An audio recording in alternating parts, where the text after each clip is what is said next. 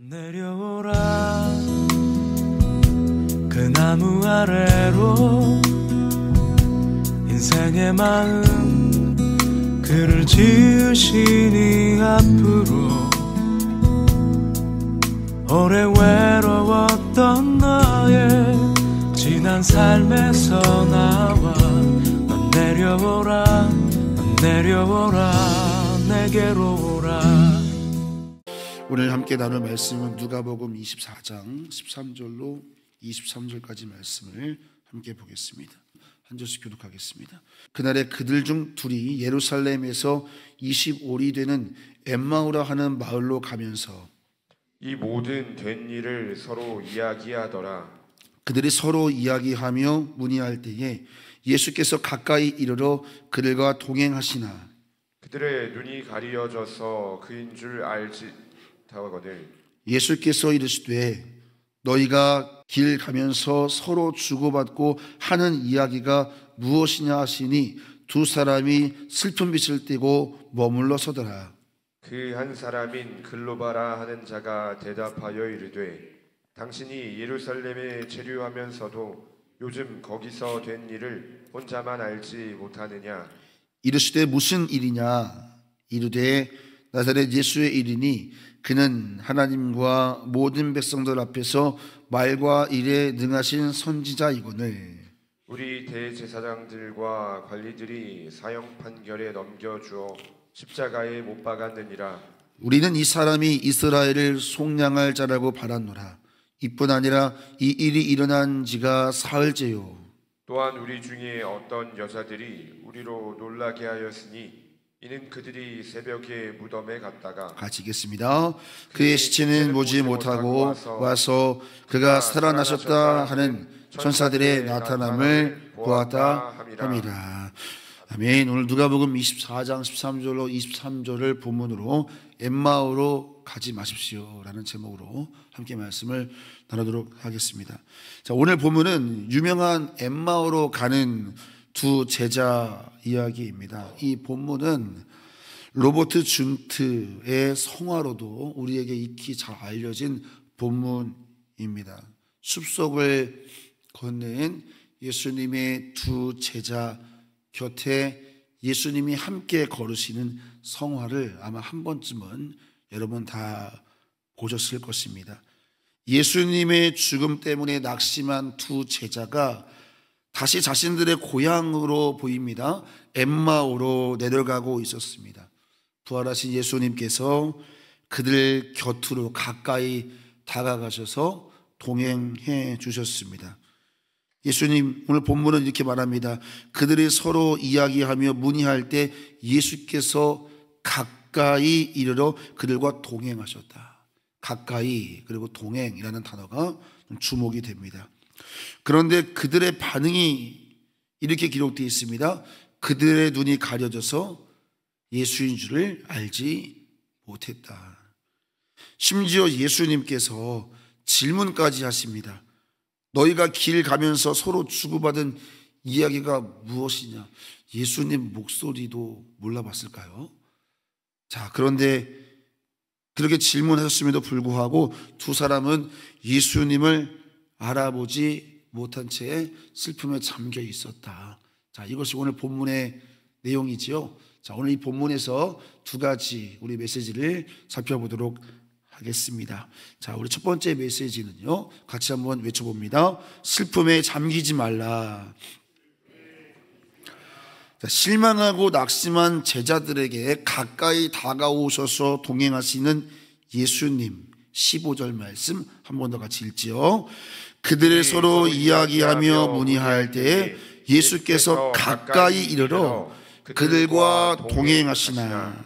가까이 오시는 예수님, 또 동행해 주시는 예수님. 사랑하는 성도 여러분, 오늘도 우리의 삶에 가까이 오시고 동행하시는 주님이 여러분과 함께 하심을 믿으시기를 바랍니다. 주님은 항상 가까이 오시고 동행해 주십니다. 자, 그럼에도 불구하고 이 두 제자는 마음이 낙심과 슬픔에 잠겨 있으니 참 안타까운 것은 예수님 앞에 계셔도 도무지 알아보지 못하는 것을 오늘 본문이 우리에게 고발하고 있습니다. 낙심과 슬픔이라고 하는 것이 얼마나 치명적인 것인가, 그것을 우리에게 말씀하고 있는 거예요. 제가 대학원 시절 학교에서 제일 싫어하는 사람이 있었습니다. 싫어하면 안 되는데 어떤 사람을 싫어했냐면 한국교회 욕하는 사람 싫어했어요.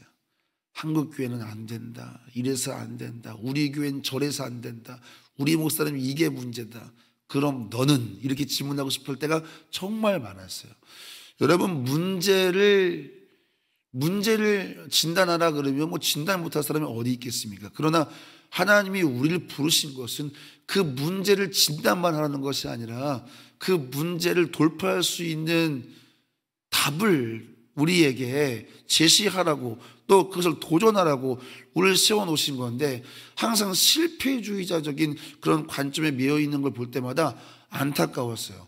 답답했어요. 여러분, 우리는 아무리 시대가 어렵고 녹록지 않아도 믿음으로 날마다 승리를 고백할 수 있게 되기를 소망합니다. 그것이 교회 아닐까요, 여러분? 교회마저 절망을 얘기하고 교회마저 낙심하고 있다면 우리가 어떻게 세상 가운데 빛과 소금을 감당할 수가 있겠습니까? 그럴 수 없지요. 그런데 오늘 이 예수님의 제자들이, 여러분, 이 슬픔과 낙심에 완전히 눌려 있는 거예요. 그러니까 예수님 분명히 목소리를 알았을 텐데, 예수님 분명히 얼굴도 알았을 텐데, 그분이 옆에 계시고 목소리를 들려주셔도 이 낙심에 빠져 있으니까 안 보이는 거예요. 이게 그렇게 무서운 거라고요. 교회가 낙심에 빠져 있으면 성령도 못 보고 아무것도 못 보는 거예요. 자, 그런데 여러분, 이 제자들의 낙심의 원인이 뭐냐는 거예요. 오늘 본문을 잘 보면 이들의 낙심의 원인은 예수님의 죽음이 아닙니다. 사실은 말씀을 놓친 까닭이죠. 그게 원인이죠. 왜냐하면 이들은 말씀보다 현실을 주목하는 거예요. 예수님은 진작에 제자들에게 반복해서 말씀하셨죠. 뭐라고 말씀했습니까?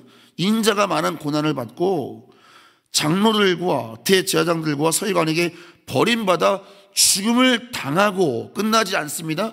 사흘 만에 살아나야 하리라. 이 말씀을 분명히 반복해서 하셨어요. 그러면 지금 예수님은 약속을 이루고 계신 겁니다.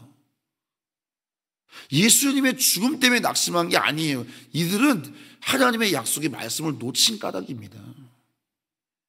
예수님은 약속대로 죽으시고 약속대로 부활하셔서 승리를 주셨습니다. 지금은 슬퍼할 때가 아니라 사실은 뭐예요? 무덤이 비어있다라고 하는 것은, 여러분이 앞전 본문에서 계속 나오잖아요. 무덤이 비어 있었지 않습니까? 그건 여러분 하나님의 약속의 성취였는데 말씀을 놓치고 현실만 보니까 말씀이 이루어진 상황도 해석이 안 되는 겁니다. 그러니까 낙심하는 것이죠. 지금은 슬퍼할 때가 아니라 기뻐할 때요, 두려워할 때가 아니라 그 어느 때보다 담대할 때인데 정작 이들은 슬픔과 두려움에 매여 있는 것입니다. 우리 모습이 그럴까 염려가 되는 것이죠. 여러분, 말씀 놓치고 상황을 주목하면 이런 문제가 우리에게도 일어날 수 있습니다. 신앙생활은 상황보다 말씀이 중요합니다. 지금 여러분의 삶의 현장 속에도 여러 가지 어려움이 왜 없겠습니까? 건강의 문제, 또 어떤 사람은 가정의 문제, 어떤 사람은 관계의 문제, 어떤 사람은 재정의 문제, 그리고 그런 문제 때문에 정말 실제적으로 앞이 캄캄하게 느껴질 수도 있습니다. 그러나 여러분, 그럴수록 우리가 주목해야 될 것은 하나님의 약속의 말씀인 줄로 믿습니다.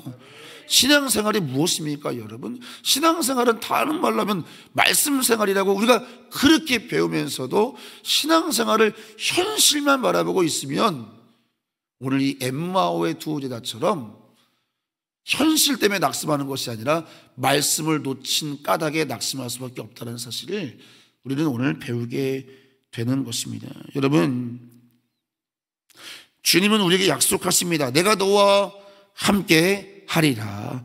내가 세상 끝날까지 너희와 항상 함께 있으리라. 내가 너희를 고와 같이 내버려두지 아니하리라. 땅끝까지 이르러 증인이 될 때 내가 세상 끝날까지 너희와 함께 하리라.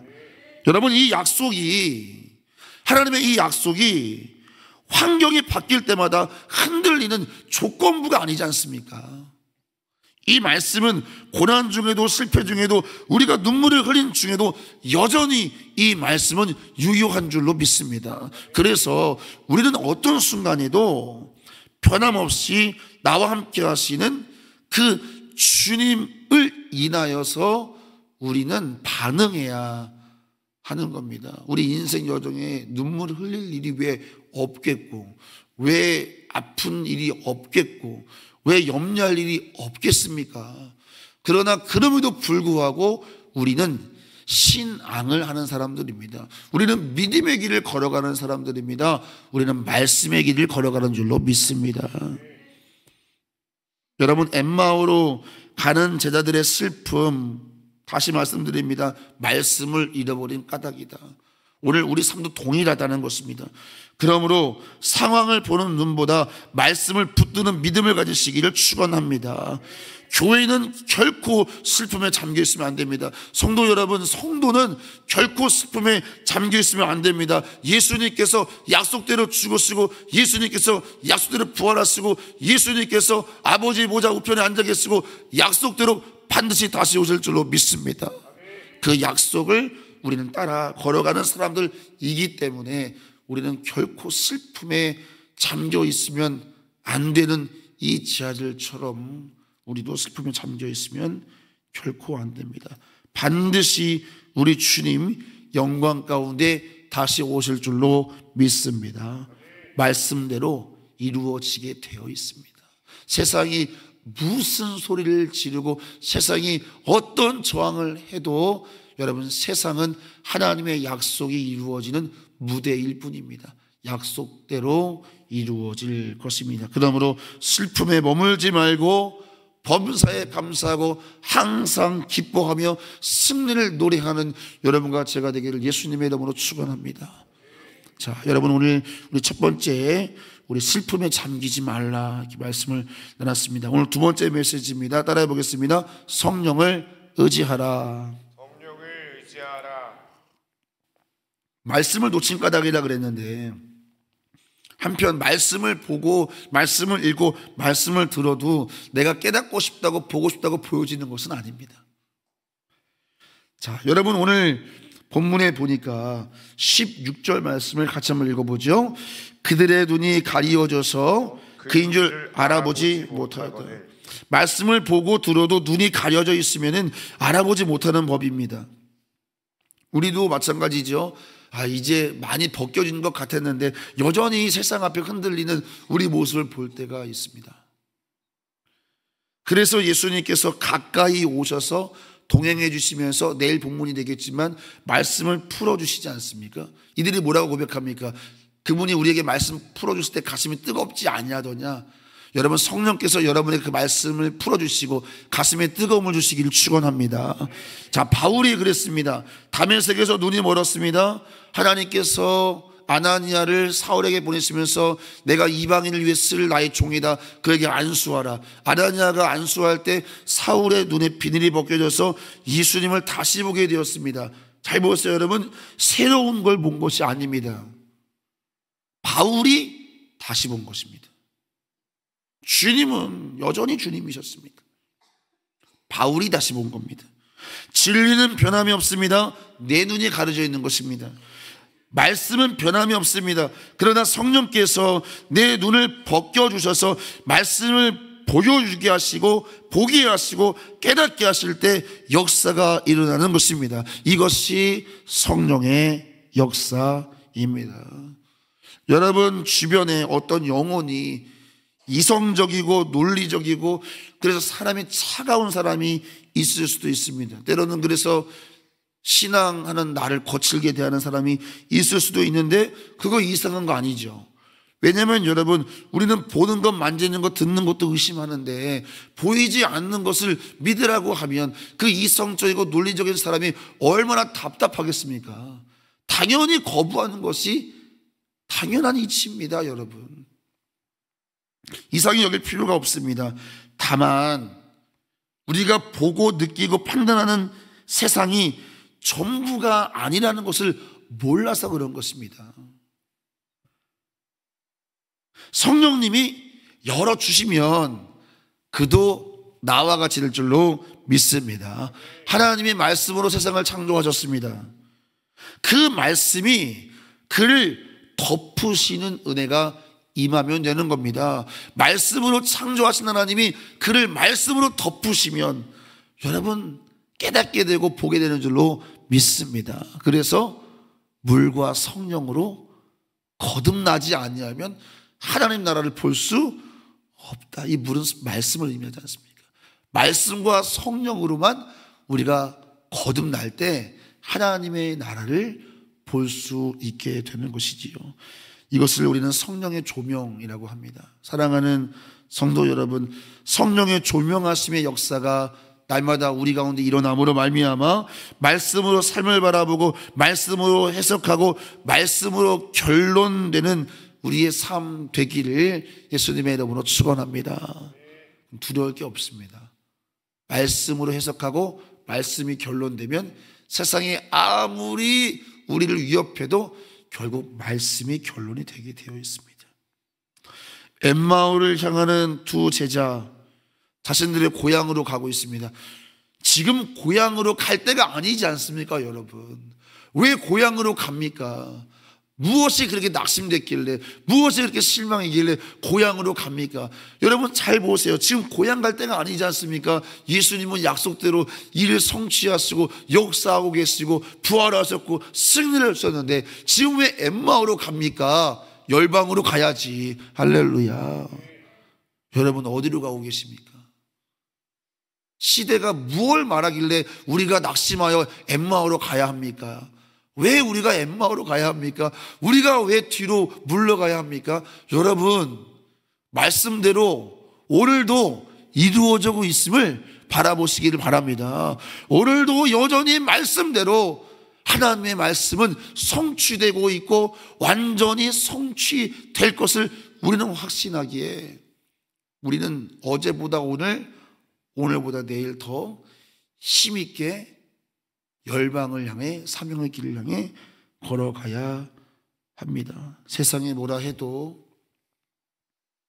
약속대로 주님 반드시 오실 것이기에 사랑하는 성도 여러분, 사명의 자리에서 다시 오실 주님을 만나게 되기를, 뒤로 침륜에 빠져 뒤로 물러가다가 주님 오셔서 부끄럽게 만나지 말고, 엠마오로 가다가 주님 만나지 말고 사명의 길, 열방의 길을 가다가 다시 오실 주님 만나게 되기를 예수 그리스도의 이름으로 축원합니다. 우리 함께 이 시간 말씀 붙잡고 기도하지요. 오늘 나눈 말씀 앞에 제목을 세 가지로 요약해 놨습니다. 우리 하나하나 말씀을 보면서 기도하겠는데요. 세 가지. 주님 낙심과 슬픔 속에서도 주님이 가까이 계심을 믿게 하소서. 두 번째, 성령님 우리의 눈을 열어 말씀을 깨닫게 하소서. 세 번째, 부활의 복음을 들고 사명의 자리로 나가게 하소서. 엠마오로 가던 발걸음을 돌이켜 다시 사명의 길로 가야겠습니다. 오늘 말씀 붙잡고 주여 일창하시고 제목 바라보시면서 기도하겠습니다. 주여, 하나님 우리 조은일교회 모든 성도들에게 믿음을 더하여 주시옵소서. 우리가 가난에 있든 질병에 있든 어떤 인생의 무대에 있든 우리는 그저 말씀 따라가게 하여 주시옵소서.